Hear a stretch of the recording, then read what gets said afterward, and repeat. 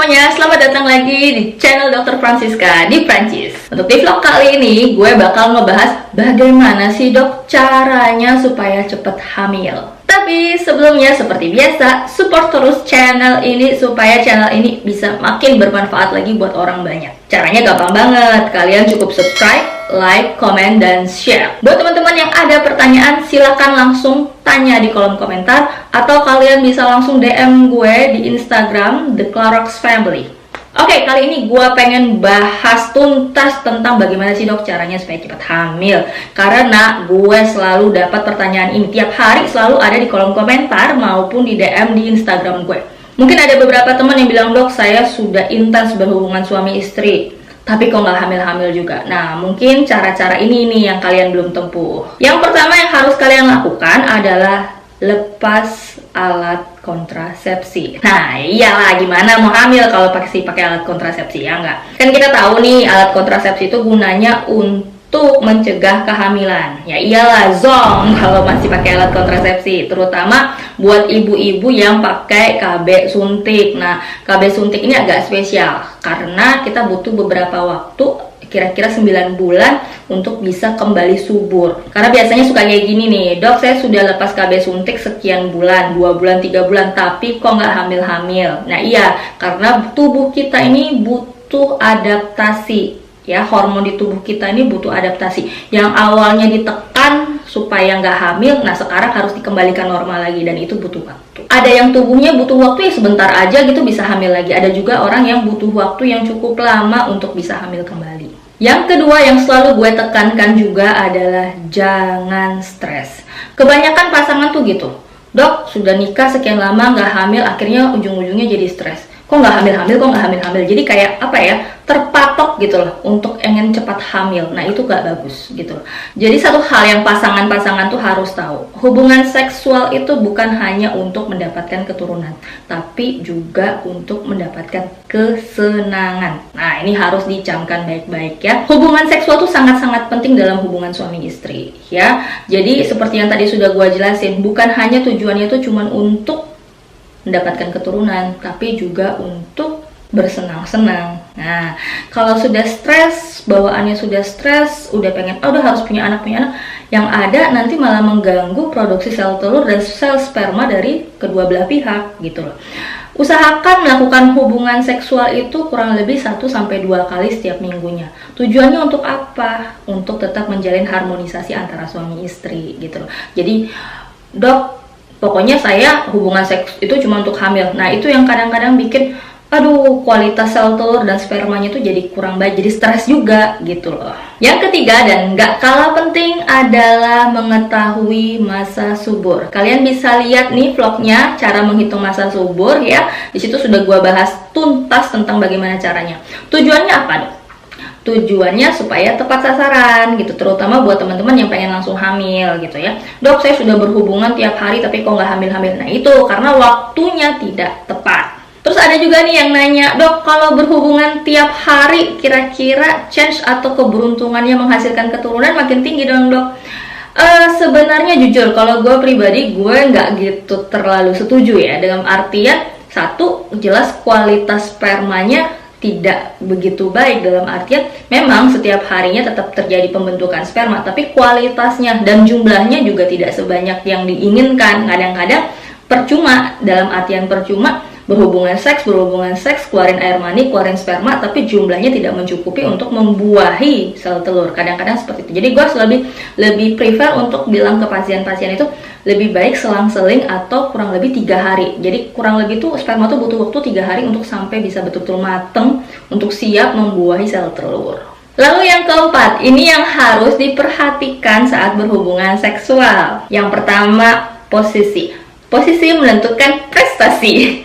Oke, yang pertama posisi, karena banyak banget simpang siur di luar sana, karena gue juga sering dapat DM, dok kalau posisi yang begini begitu itu kira-kira bisa membantu nggak untuk menghasilkan keturunan? Oke, posisi yang tepat adalah posisi klasik, wanita di bawah, pria di atas. Itu sudah paling klasik, dalam artian bisa membantu penyaluran sperma secara maksimal sampai ke sel telur. Dalam artian tidak ada gangguan saluran reproduksi ya. Dalam artian gangguan saluran reproduksi itu seperti apa, Dok? Misalnya ada gangguan pada tuba, misalnya tubanya mungkin ketutup, atau ada gangguan pada letak kandungan, mungkin kandungannya kebalik. Nah, itu juga harus diperhatikan. Ada posisi-posisi tertentu khusus untuk pada kasus-kasus tersebut. Terus, Dok, kenapa posisinya harus posisi klasik? Kan nggak seru, perempuan di bawah, laki-laki di atas, kayak diintimidasi banget sih.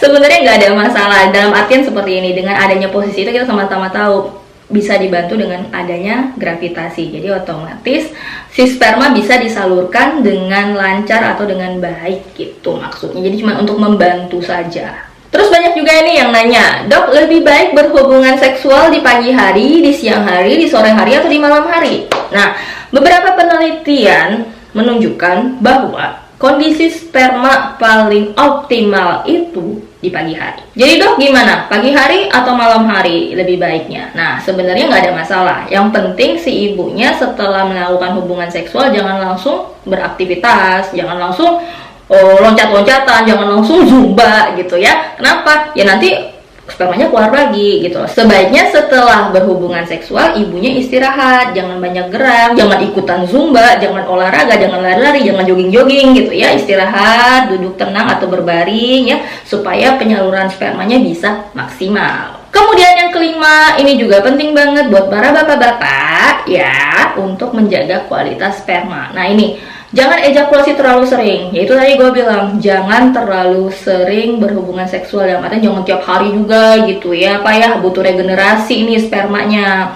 Kemudian buat bapak-bapak yang merokok, stop merokoknya, karena rokok itu diindikasi bisa mengganggu jumlah sperma, bisa mengganggu bentuk sperma, jadi ya bisa mengganggu fertilitas bapak. Kemudian kurangi alkohol, ya itu juga nggak baik. Terus makan makanan yang bergizi, sehat, seimbang ya. Makan sayur, buah, plus olahraga yang teratur. Kalau perlu konsumsi vitamin-vitamin seperti vitamin C, vitamin D, asam folat, kalsium, itu juga penting. Kemudian, ini juga pengen menjawab mitos. Bener nggak sih, Dok, kalau laki-laki sering berendam atau mandi air anget itu bisa menurunkan jumlah sperma? Betul. Oke, jadi buat bapak-bapak yang punya kebiasaan mandi air anget ya, agak dikurangi, terutama kalau mau berhubungan seksual dengan istrinya. Kenapa? Karena testis bapak, testis mungkin bapak tahu yang di bawah itu, yang jendolan 2 itu cuman bisa tahan antara suhu 34,4 derajat Celcius sampai 35,6 derajat Celcius. Itu performanya bagus di suhu segitu untuk menghasilkan sperma. Jadi kalau terlalu panas, spermanya mati. Terlalu dingin, spermanya juga mati. Jadi harus pas. Kemudian yang keenam, balik lagi pola hidup sehat. Nah, ini untuk bapak, ibu ya, makan makanan yang bergizi ya. Pokoknya harus banyakin makan sayur-sayuran yang mengandung zat besi, terutama kayak sayur-sayuran hijau, kayak bayam, brokoli, gitu-gitu ya. Makanan berkarbohidrat ya, yang tinggi serat, model kayak beras merah, gitu-gitu ya, roti gandum, itu diperbanyak. Kemudian kurangi makanan-makanan yang berlemak jahat, banyakin yang lemak baik. Lemak baik itu bisa bapak ibu dapatkan di ikan-ikan gitu ya, itu banyak tuh, ikan juga banyak yang lemak baiknya. Kemudian yang omega 3 gitu-gitu ya. Terus buat ibu-ibu, jangan malas minum susu dengan alasan takut gemuk. Oke, susu sekarang sudah banyak yang low fat kok, sudah banyak susu skim ya. Itu juga harus ibu konsumsi, itu penting banget. Kemudian buat ibu-ibu yang memang langsung pengen program hamil, mulai dari sekarang minum multivitamin seperti vitamin E, asam folat. Nah, itu penting banget. Oke. Yang ketujuh dan yang terakhir, jadi misalnya semua cara sudah dilakukan, sudah berusaha semaksimal mungkin, tapi tak kunjung hamil juga. Caranya yang terakhir adalah konsultasikan ke dokter. Terutama buat pasangan-pasangan yang udah menikah kurang lebih 1 tahun, sudah melakukan hubungan seksual secara teratur, tidak menggunakan alat kontrasepsi, tapi tak kunjung juga mendapatkan keturunan. Nah, tidak ada kata lain, konsultasikan ke dokter untuk mencari apa sebabnya. Mungkin saja ada gangguan fertilitas. Misalnya, ada gangguan pada sel telur maupun sel sperma. Kemudian gangguan pada saluran reproduksi. Kemudian mungkin ada juga ketidakseimbangan hormon. ya. Jadi itu semua harus diperiksa lebih lanjut, kemudian harus diobati atau mendapatkan treatment secara baik. Oke, itu saja kiat-kiat yang bisa gue bagikan untuk teman-teman semua yang pengen cepat hamil. Semoga bisa cepat hamil ya, amin.